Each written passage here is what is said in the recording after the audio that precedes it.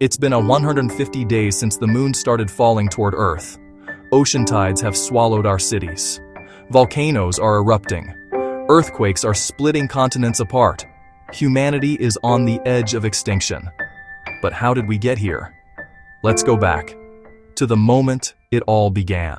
A year ago, everything seemed normal.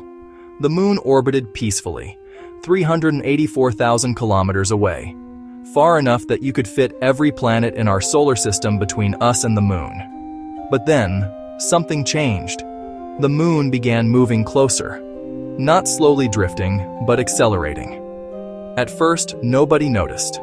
The tides rose just a little higher, but what seemed like a small change was the beginning of our end. The moon isn't just decoration in our night sky, it's a stabilizer. It controls the rhythm of the oceans, balances our rotation, and keeps our climate predictable.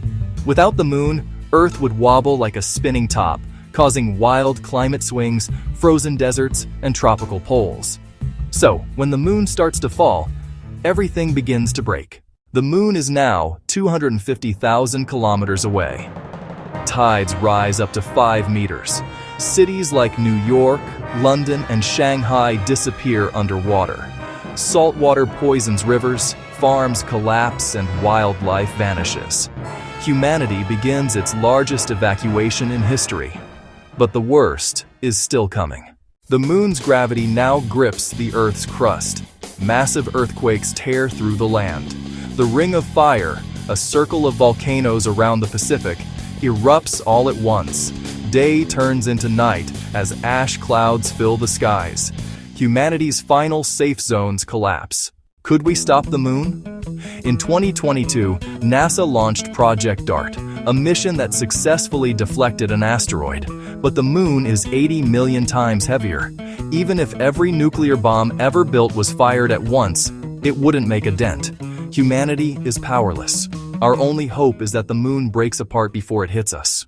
The moon is now only 18,000 kilometers away, within the Roche Limit. Suddenly it begins to crack. Earth's gravity rips it apart, turning our moon into a million burning fragments.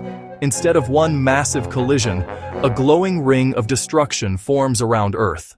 At first we thought we were saved, but soon the dust and debris blocked the sun.